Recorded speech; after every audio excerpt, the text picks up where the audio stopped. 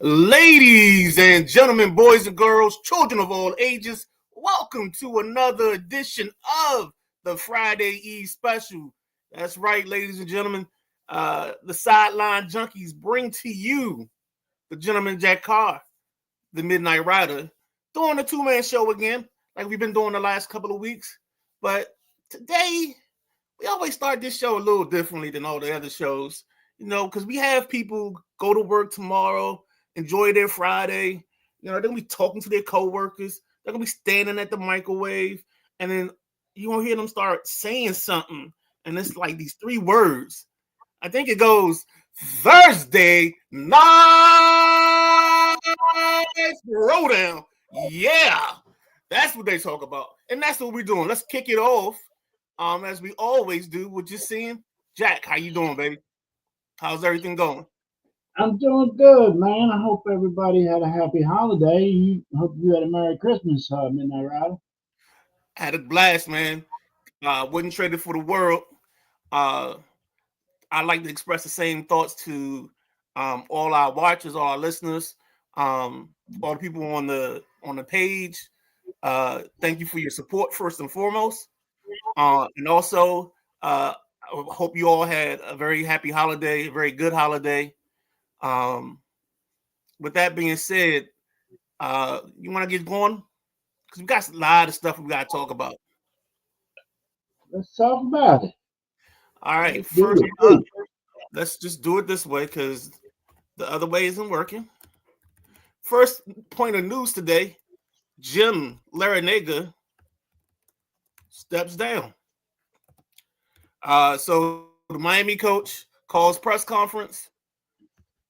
Um, at the press conference, he announces that he's going to step down as the University of Miami head coach. I think it's effective immediately. But the biggest thing he cited for the exhaustion was the NIL and the transfer portal. He even said a story about, I guess, either last year or 2 years ago, he went to the Final Four. And when he came back, he had 8 players in the transfer portal telling him they weren't coming back. So that's kind of the start, or I guess that started it for him. And it's just been exhausting ever since. Jack, what are your thoughts? I'm not surprised. Something like transfer portal, NIL, all that craziness would send me into retirement too. Um, I don't think this is the end of this. I think there's going to be more.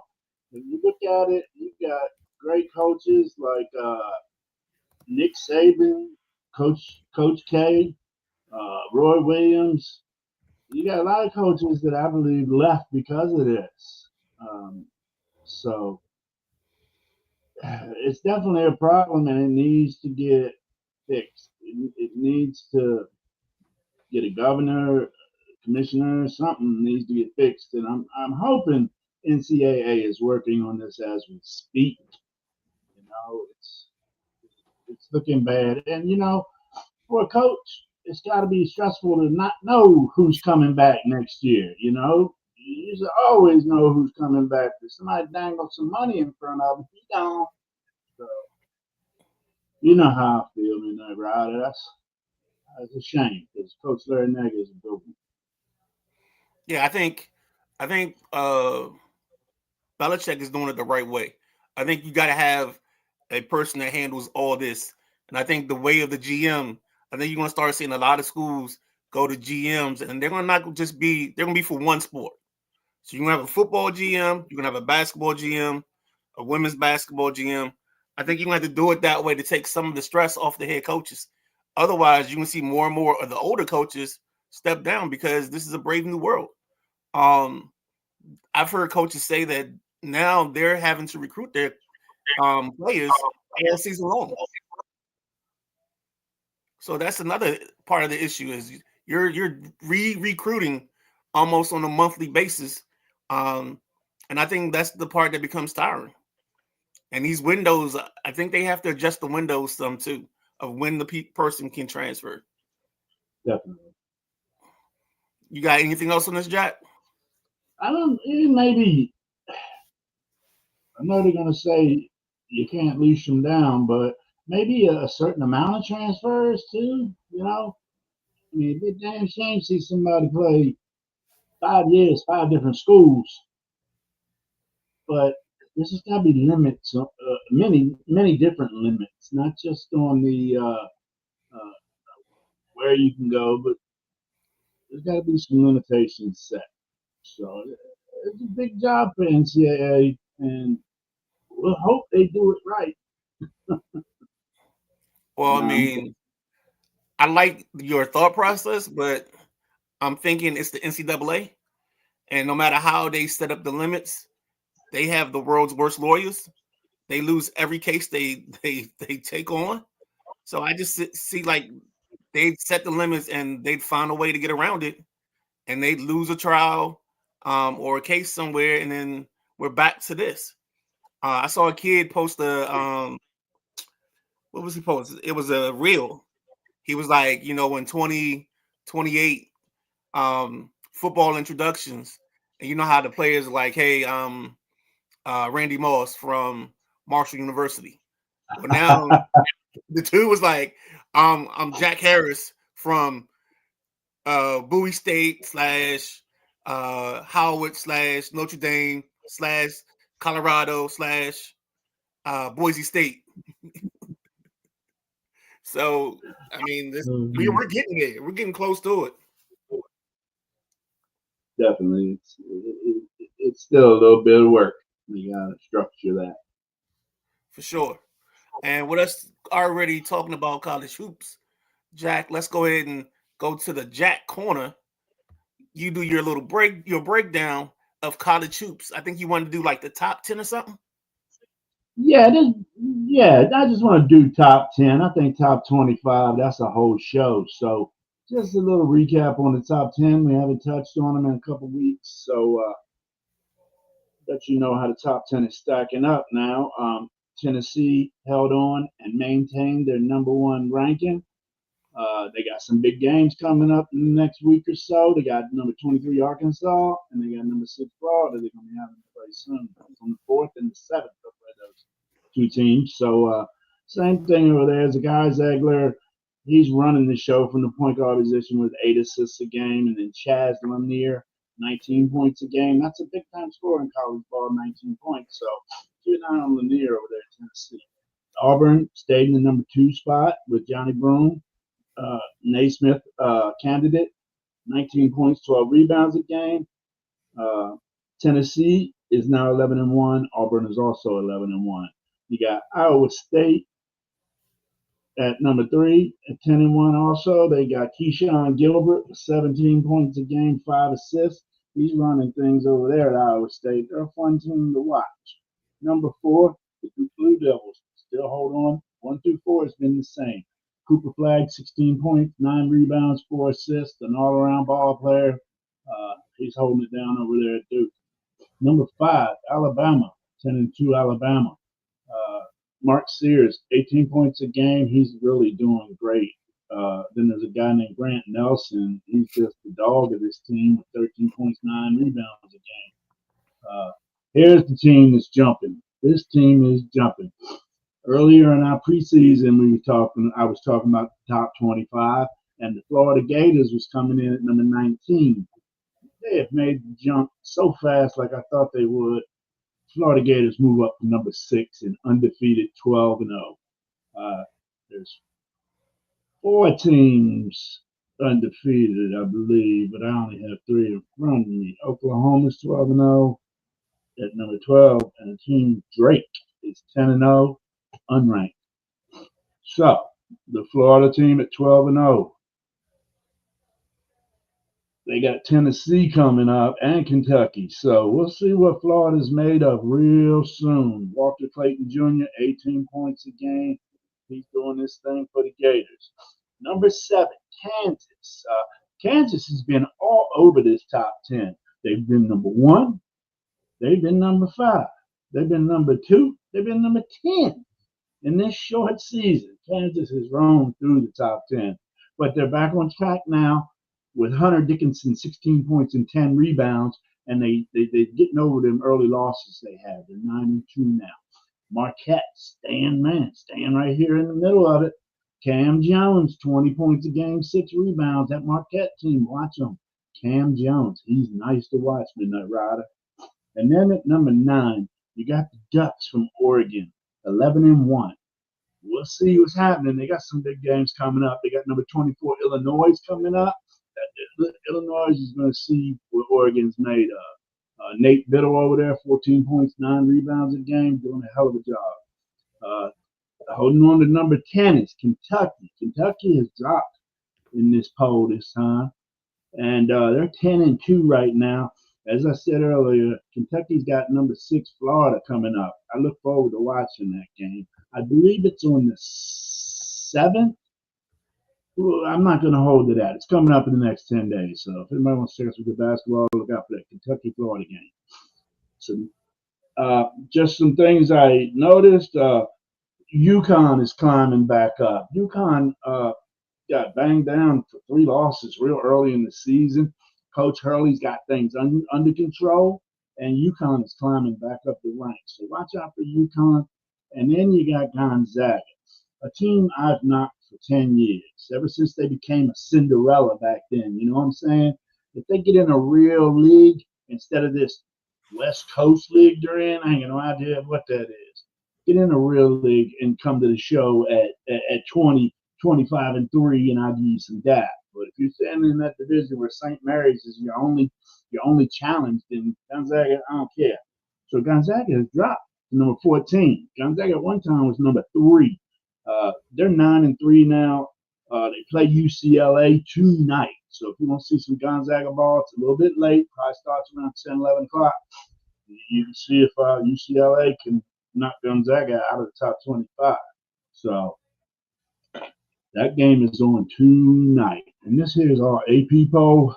So that's what I got for the top 10 NCAA basketball right now. A few new teams in the top 10. A few teams dropped out of the top 10. That's what you're going to see weekly. I like that. All right, real quick in the comments, we got the big guy, KG. NIL and transfer portal going to ruin college sports. I think we're at that point now where we're in unmarked territory, and the interesting thing is going to be how they come out on the other side. It's like that meme where like the guy's in front of the house on fire, and he's like everything's good.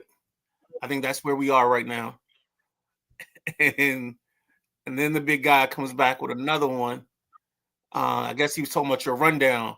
He's like, "Whoa, Jack, whoa." Hey, it's getting there, man. I like my hoops, like my college ball.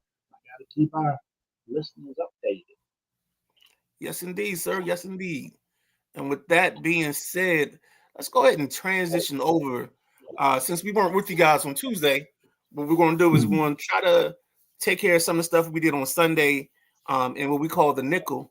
We're going to update you on the 5 games we picked, do a little backstory for you, and then try to bring you up to date as much as possible.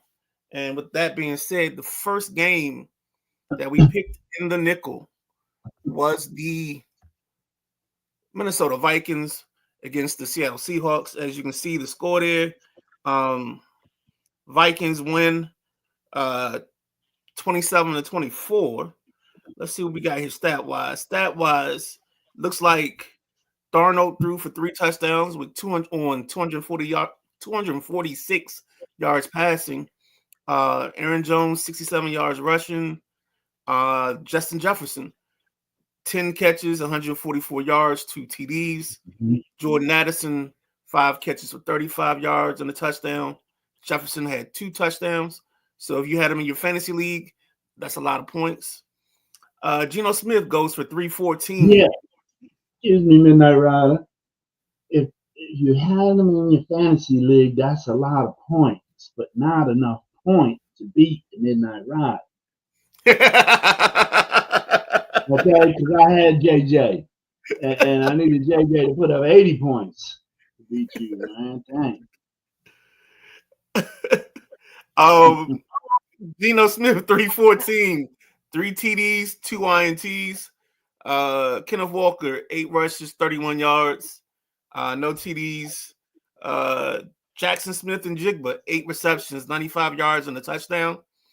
I had him. That helps.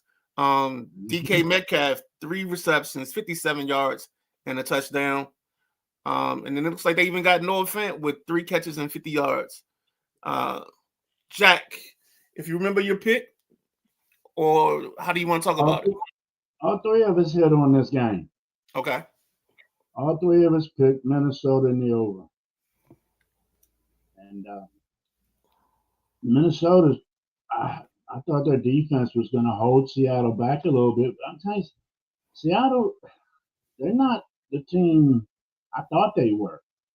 You know, I've been knocking Seattle for a while and calling it the Geno Smith ride. And when are the tokens going to run out and stuff like that? Well, they're not. They're not. Seattle, they're in there week in and week out. They're in the game. You know, and Geno and what's that back called they got over there in Seattle? What's their running back? Zach Charbonnet. And that Njigba boy. Njigba, he makes some amazing catches, man. He can make very contested catches. And that's what kept Seattle in the game. But Minnesota, man, that offense is sharp too. That's the reason they are where they are in the standings. Minnesota is there's somebody to reckon with. So I'm going to be excited to see what Minnesota can do in the playoffs. I totally agree. That was a good game. Totally agree. I think Minnesota, everybody keeps waiting for Darno to turn into a pumpkin and go back to his old self, but he just hasn't done it. And I think part of the reason is because his offensive coordinator, knows. I think he knows him well enough. He's not going to put him in bad situations, and it doesn't hurt to have 2 of the best receivers in the game playing for you. So as long as you can run the ball some, which they can, they're going to be trouble. They're going to be in every ball game. They're going to be a tough out. This team is even better than the one 2 years ago that won 13 games, but all of them were 1 possession ball games. This team is tried and tested. So I think they're going to go as far as Sam Darnold takes them. Anything else you got on that, Jack? No, sir. All right, let's go to the game number 2. Game number 2, the Miami Dolphins and the San Francisco 49ers. Score was 29-17. Quick stats: Brock Purdy, 313 passing, 2 touchdowns, 1 interception. He also led the team in rushing with 4 carries for 26 yards. That doesn't sound good. Kittle, 8 catches, 106 yards. Debo, 7 catches, 96 yards and a touchdown. Juwan Jennings, I think that's how you say his first name. 4 receptions, 51 yards. And on the Dolphins side, Tua with 215 and a touchdown. Devin Achane, 120 on the ground, 1 TD. Let's see. Achane with 6 catches and 70 yards receiving. Looks like that's Jonnu Smith with 6 receptions and 62 yards. Tyreek Hill, 3 catches, 29 yards and a touchdown. Jack Carr, take it away. This Miami Dolphins team isn't the same Miami Dolphins team we've seen in the first 5-6 weeks of the season. I tell you, Tua's back with a vengeance. I pray for him. I know he's got these concussion situations he's been in, but Tua is balling right now and out there playing harder than ever.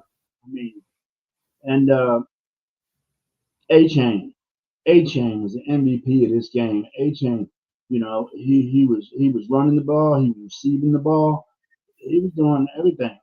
And then San Fran, man, they in the bucket and they can't get out of the bucket, man. I don't understand. It's the strangest thing. You got a quarterback can be the talk of the town for a year and a half, and then this season he ain't doing squat.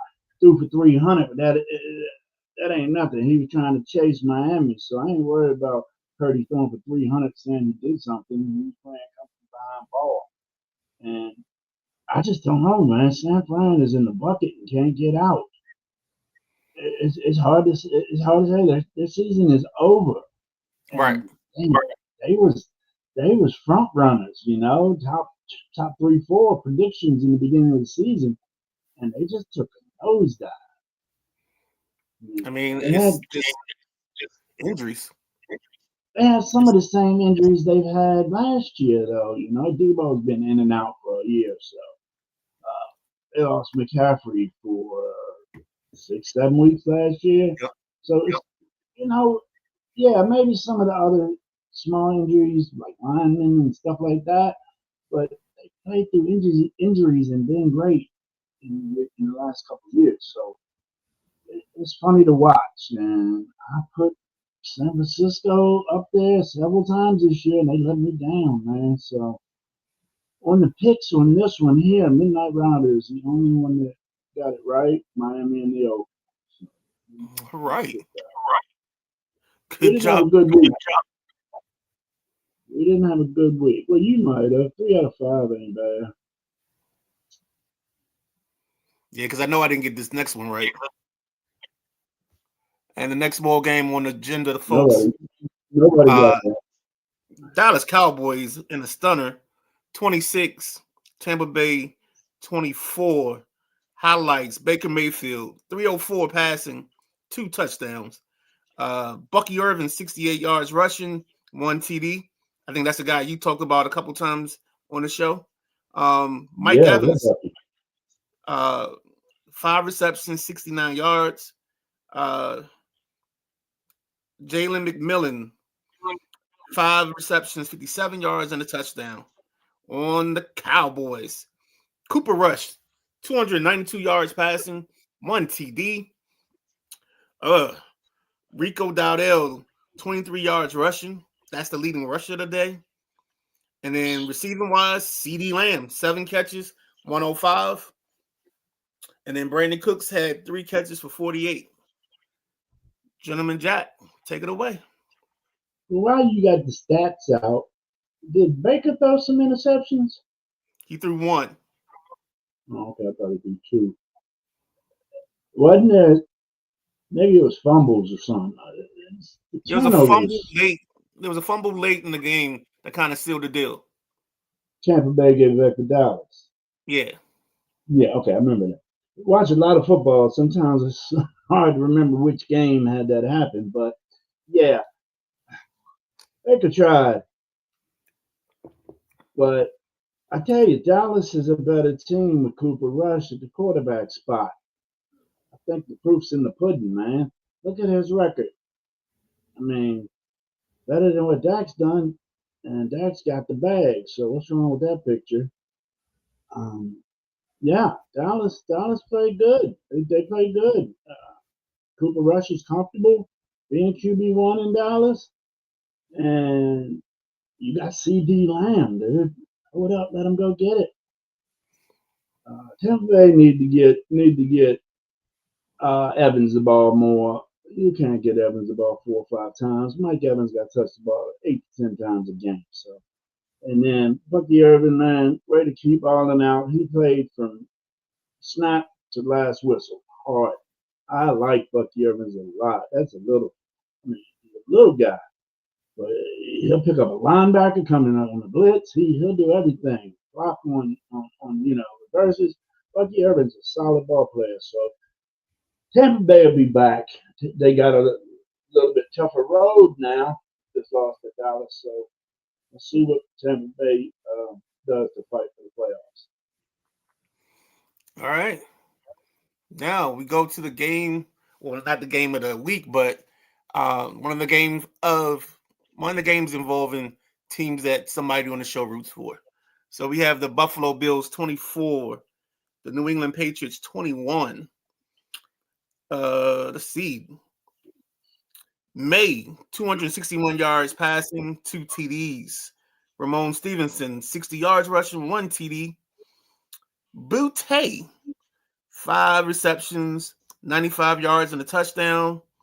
And then it looks like Henry, the tight end, had 4 receptions, 39 yards and a touchdown.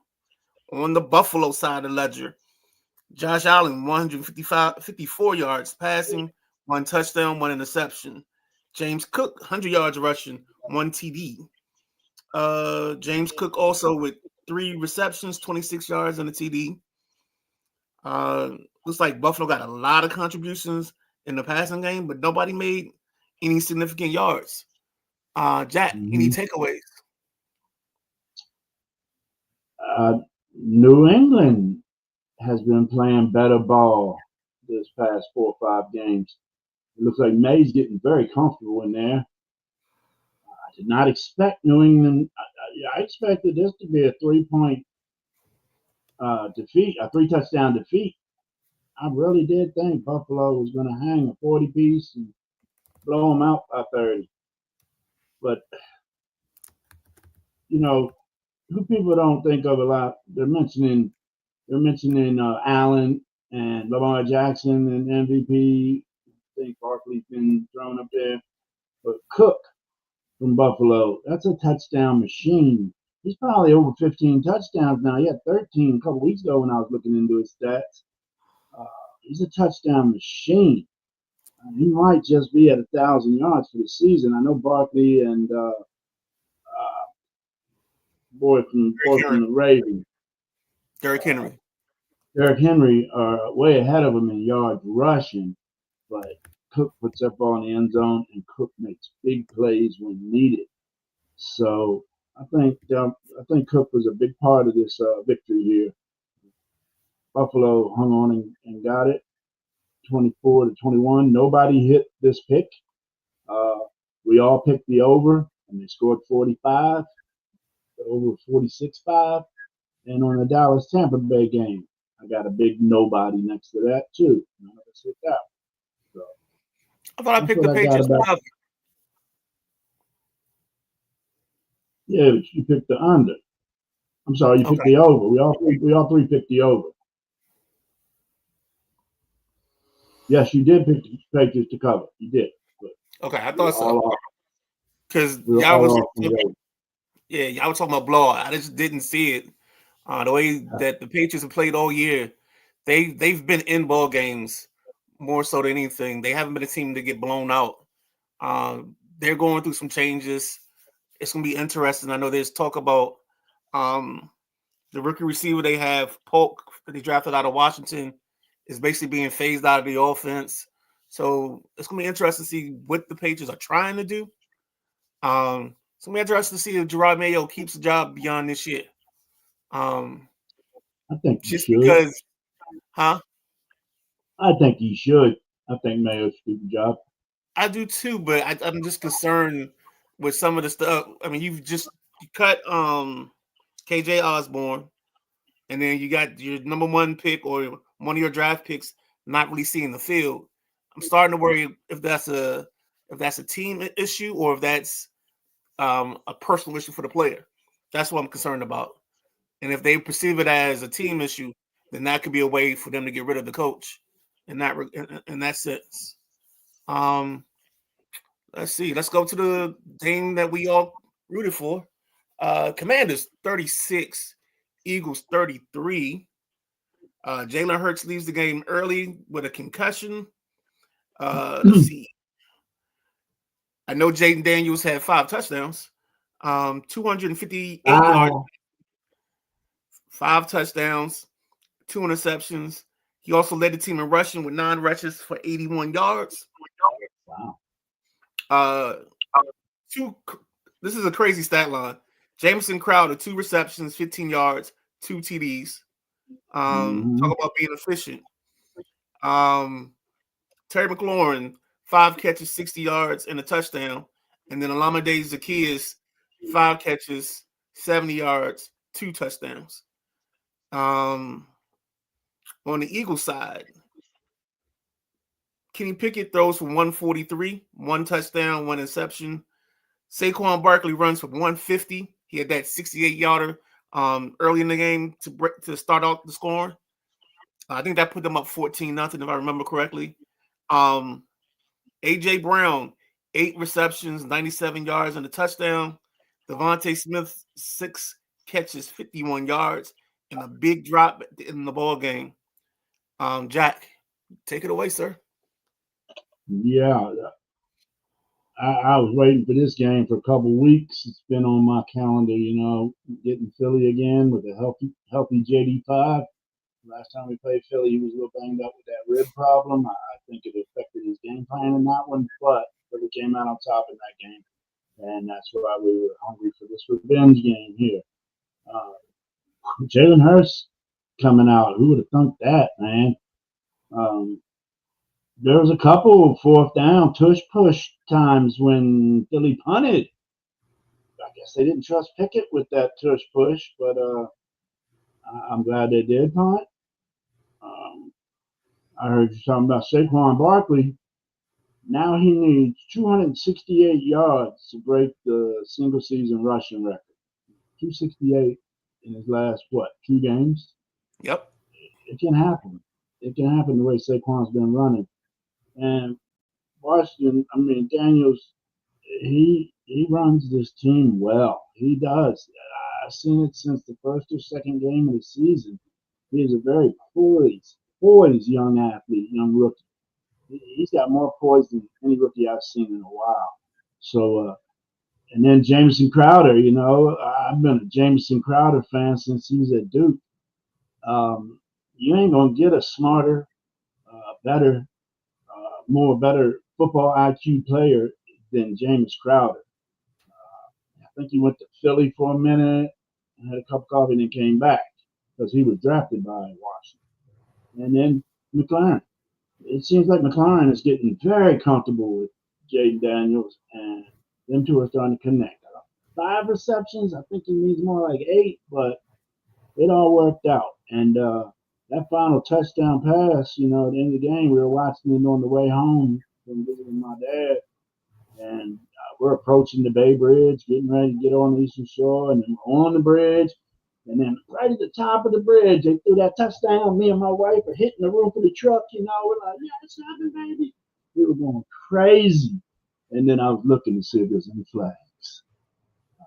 That was a great game to watch for any football fan. So good victory for Washington. They needed it. They needed it tremendously.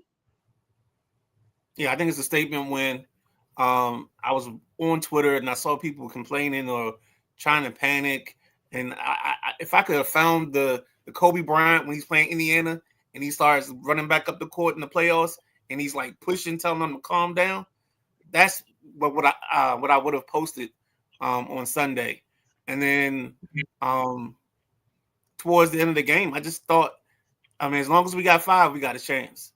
That's been kind of my mantra late in ball games. As long as he gets the ball in his hands, I'm confident we're gonna go down the field.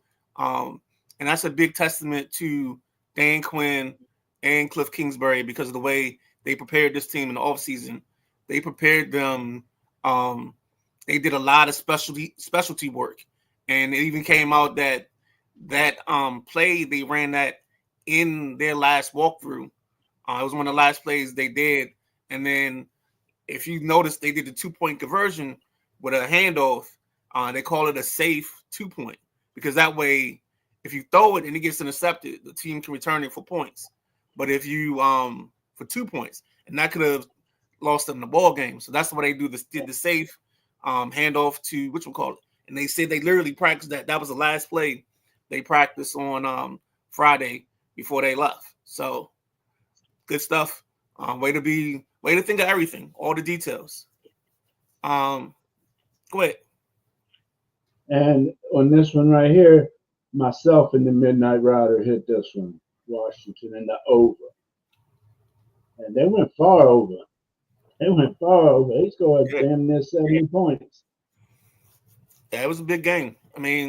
Crazy that you got a backup quarterback and the team that turned the ball over 5 times, and you still come out with 69 points. That's crazy. It is. All right, folks, that's wrapping you up on the nickel. Now I'd be remiss if we didn't just do a quick glance at what happened yesterday on Netflix. Ravens 31, Texans 2. We got about 8 minutes before the game starts, so I'm trying to run through this real quick, Jack, and then we can finish out on the other thing. So yesterday's game, real quick, Ravens 31, Texans 2. Lamar 168, 2 touchdowns. Henry 147 rushing, 1 touchdown. Lamar Jackson 87 yards rushing in the TD. Mark Andrews 2 receptions, 68 yards in the TD. On the Texans side, it's not much. 185 yards passing for Stroud. Mixon led the rushes with 26 yards. And Collins had 3 catches for 59 yards. I mean, Baltimore just came out and just put it on them early, and just kept going with it. So, I mean, not much you can say on that, in my eyes. Baltimore smacked him in the mouth. Smacked him in the mouth.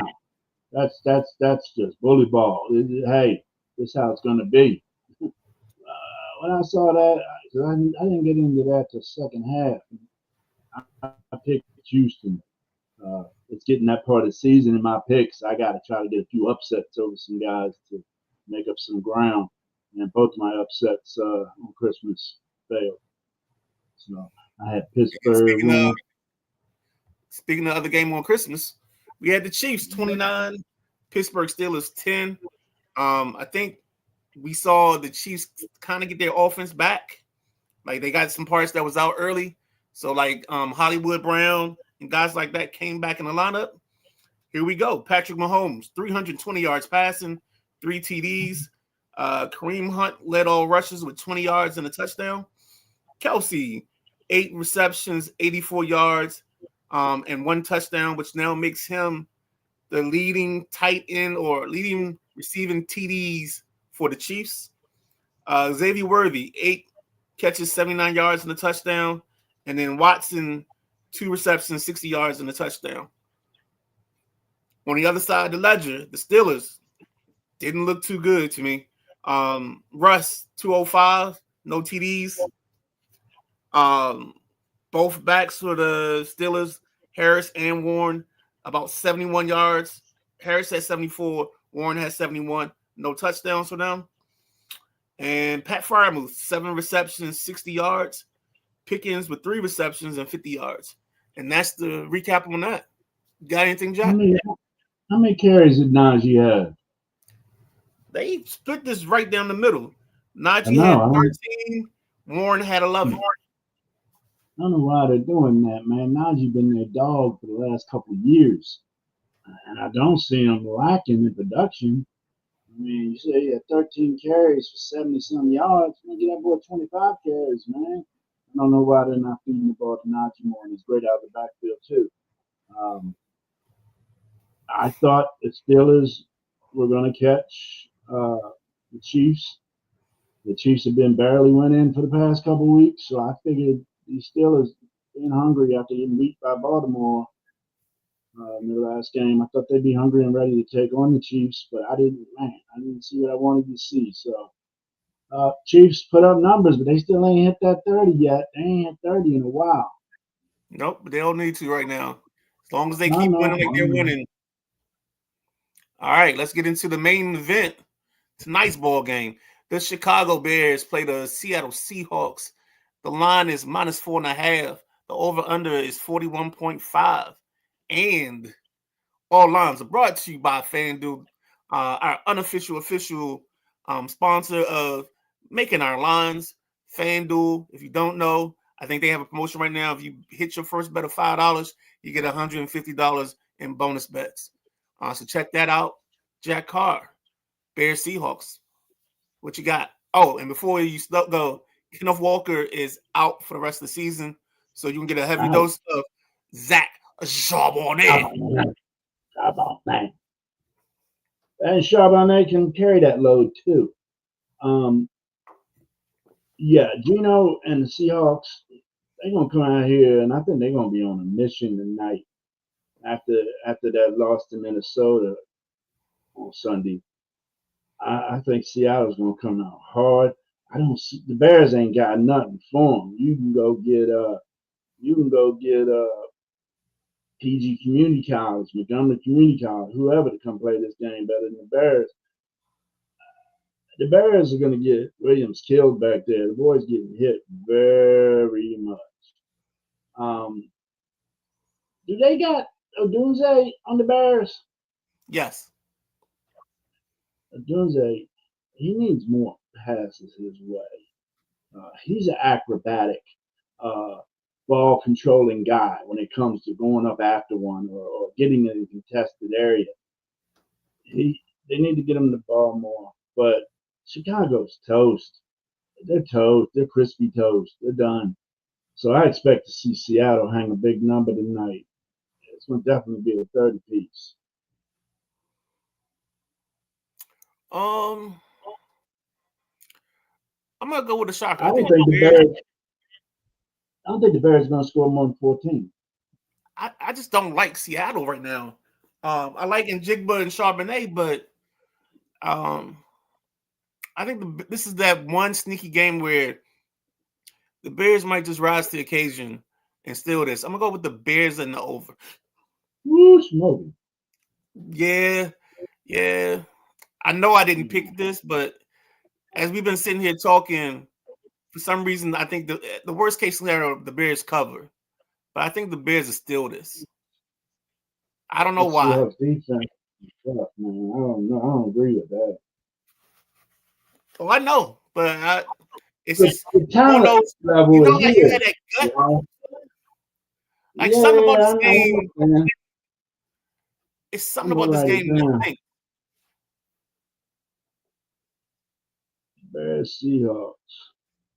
What's the spread? 4.5. Over 41.5.